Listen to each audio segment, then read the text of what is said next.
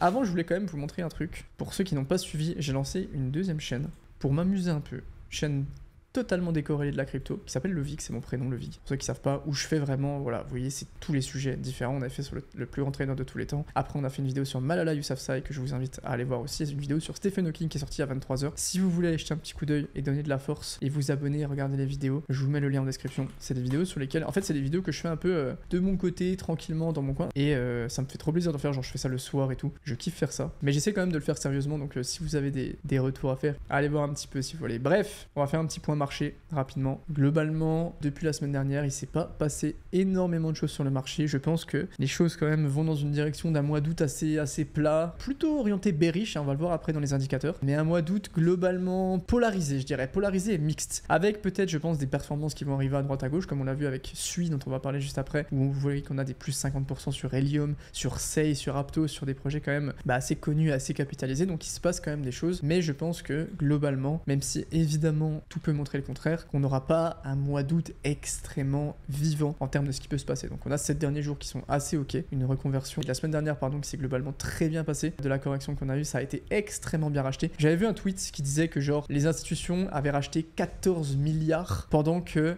les retail avaient vendu 1 milliard. On est dans un jeu où on a des énormes liquidités chez certains acteurs et je pense qu'on sous-estime beaucoup trop les liquidités de ces mecs par rapport, par exemple, aux retail qui vont vendre. Donc voilà, des indicateurs qui partent un peu dans tous les sens et vous allez voir qu'au final, on a des indicateurs assez mixtes, surtout sur CryptoQuant. Et on voit qu'il se passe un peu tout, globalement. Le funding rate qui, par exemple, est dans le positif, ce qui veut dire qu'actuellement, ce sont les acheteurs qui payent les vendeurs. Donc en gros que, globalement, si je vulgarise à la mort, que les prédictions pour le futur sont globalement bullish du côté des investisseurs, très très vulgarisé évidemment, mais que vous voyez que par exemple si on prend le ratio de taker buy, on voit qu'on est sur un sentiment plutôt orienté autour de la vente. Donc il y a plus d'ordres de vente qui sont pris par ces takers sur le marché des dérivés. Voilà, on est dans une période d'un peu d'incertitude où beaucoup d'indicateurs, on voit que par exemple des investisseurs sont en train de réaliser des profits. Donc vous voyez que par exemple selon CryptoQuant au milieu d'un bull market ça peut indiquer un top de marché. Alors est-ce que ça indique un top de marché? Je ne pense pas, mais on a un SOPR qui est à peine dans le rouge, mais pourtant par exemple si on regarde l'indicateur Coinbase Premium, parce que Coinbase Premium ce sont les comptes d'institutions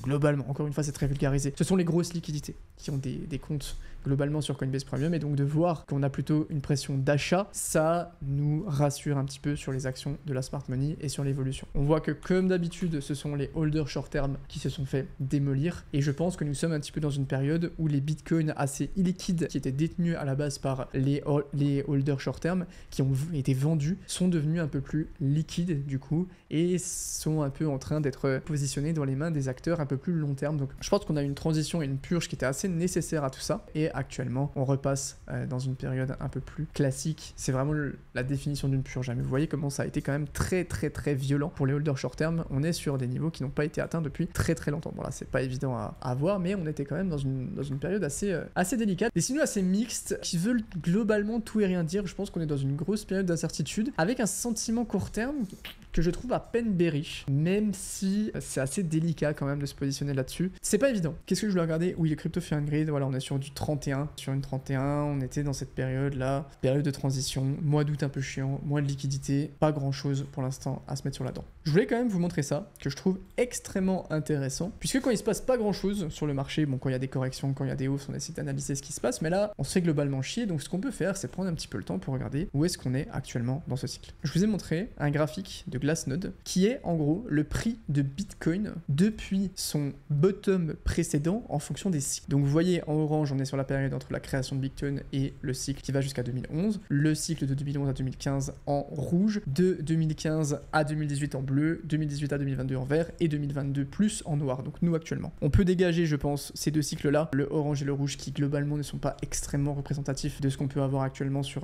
les marchés. On arrive dans cette période où du coup on peut comparer en noir la performance de Bitcoin sur notre cycle et en vert le dernier cycle, en bleu le cycle d'avant. Vous voyez que globalement Bitcoin sur cette période là, donc cette période de début d'année était largement en avance par rapport au reste du temps. C'est d'ailleurs pour ça qu'il a touché son ATH, et que initialement dans ces périodes-là, on n'était pas spécialement dans des périodes où à la base Bitcoin allait chercher des sommets aussi hauts. Donc il a fallu un petit peu rattraper notre retard. Et globalement, pour ceux qui encore une fois nous disent que les choses ne se passent pas de la même façon, évidemment qu'il y a des choses qui ne se passent pas de la même façon, mais en termes de temporalité, on est très proche des standards des autres cycles dans la performance. Et j'ai envie de vous dire que même la charte là n'a rien de vraiment ridicule par rapport au reste en fonction de ce qui s'est passé. Évidemment que tous les cycles sont assez différents de tout ce qui peut se passer et de tout ça. Donc globalement ça peut quand même nous poser des questions sur ce qui se peut passer sur la suite. Et on voit que actuellement dans une période où Bitcoin est autour de 366% depuis son prix le plus bas et que pour l'instant on est dans des périodes normales et que le cycle a commencé un petit peu plus à partir de ce qui pourrait être, le cycle pourrait commencer par rapport à ce qu'on voit historiquement à partir de ce qui pourrait être octobre-novembre 2023 pour pourquoi pas aller chercher des sommets en 2025. Il y a de plus en plus de gens qui parlent de 2025. Alors est-ce que ça va être mi-2025, fin 2025, début 2025, c'est pas évident, mais globalement soit ça se fait avant juin 2025, soit ça se fait après septembre 2025 comme on l'a vu ici dans cette période-là, ça pourrait être cet équivalent-là. En tout cas, les sommets de cycle se sont faits ici. Alors là, c'est assez différent,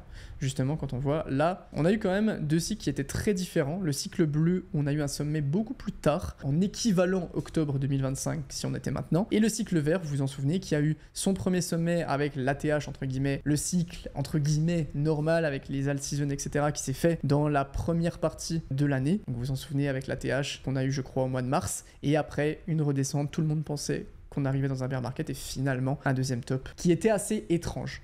Pour être honnête, qui était assez étrange, il y a plein de théories sur ça, mais voilà, ça nous permet quand même d'avoir une petite idée de ce qui peut se passer, et donc que la fin d'année pourrait être assez intéressante sur tout ça. Mais en fait, je pense que la hausse qu'on a là, vous voyez la hausse noire, donc en gros le début d'année, et l'ATH de Bitcoin qu'on a eu en début d'année, a créé des sortes d'accros au profit court terme, et des gens qui du coup ont décorrélé un petit peu leur rationalité de ce qui se passe vraiment sur le marché, et peut-être que on est un petit peu trop, je dis on, c'est l'ensemble de la communauté crypto. On est un petit peu trop impatient par rapport au dernier cycle. On a un petit peu envie que les choses se passent le plus vite possible parce qu'il s'est passé quelque chose et donc peut-être qu'on a peur que ça soit une sorte de maxi super cycle et que du coup on veut une confirmation qu'on va aller plus haut le plus vite possible. Mais on regarde, globalement, on est encore sur une année qui n'est pas l'année du bull run. Vous voyez ce que je veux dire ?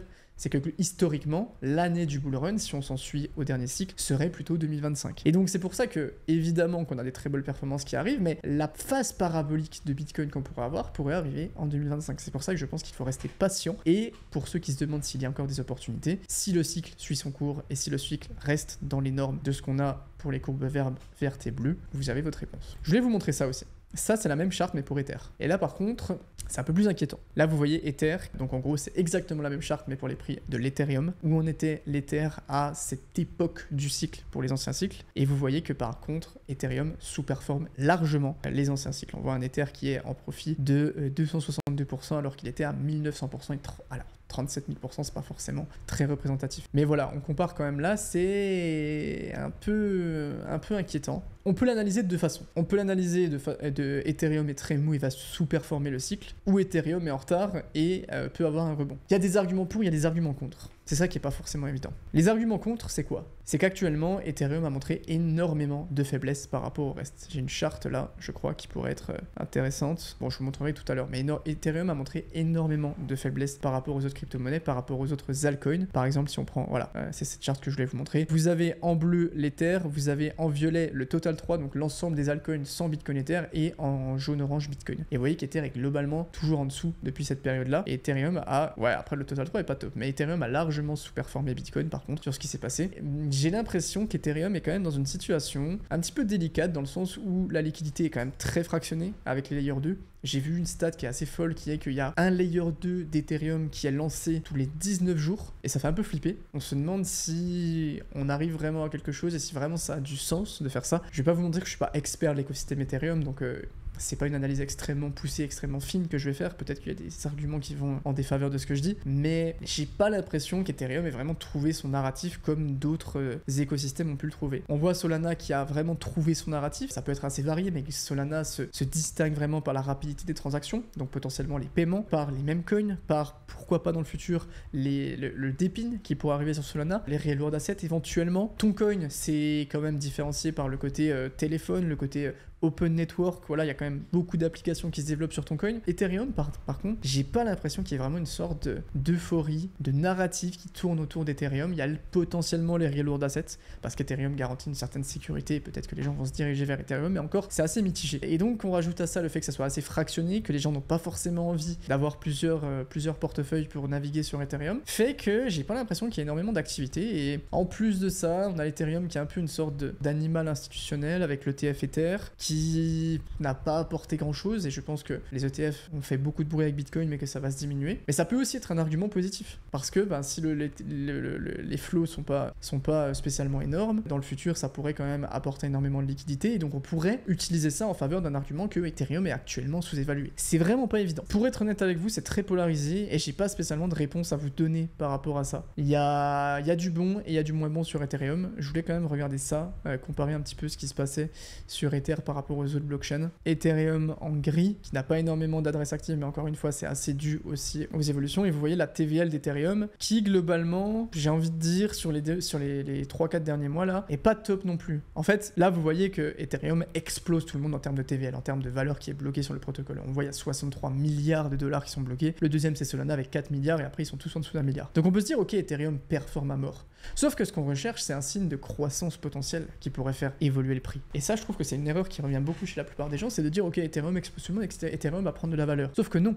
Ethereum, à cette période-là, est pricé pour cette TVL-là. Donc Ethereum, à cette période-là, va être pricé pour cette TVL-là. Vous voyez ce que je veux dire? Et que c'est pas forcément sa performance par rapport aux autres, c'est sa performance par rapport aussi à l'évolution. La TVL d'Ethereum qui diminue progressivement, on sent quand même que les gens ont quand même un petit peu moins de temps à accorder à Ethereum et un petit peu moins de patience aussi, parce qu'on a été très patient et finalement les choses évoluent. Peut-être que ce que je dis est extrêmement caduc d'ici 6 mois, mais je me méfie quand même un petit peu de ce qui se passe, et pour être honnête avec vous, j'ai plus foi actuellement en Solana qu'en Ethereum. Et donc voilà, je suis assez mitigé. C'est des projets sur lesquels je rentre pas parce que je fais vraiment attention aux revenus qui sont générés. Parce que je pense qu'on arrive dans une période où les revenus vont être extrêmement importantes. Et on arrive dans une période aussi où les fondamentaux, en termes d'analyse fondamentale, mais d'entreprise, vu qu'on a plus d'institutions, on va avoir plus d'analyse fondamentale orientée entreprise. Et les fondamentaux vont être beaucoup plus scrutés par les différents projets, et donc avoir un petit peu plus de projets qui génèrent des revenus, qui sont leaders de leur narratif, ça me paraît vraiment pas une mauvaise idée.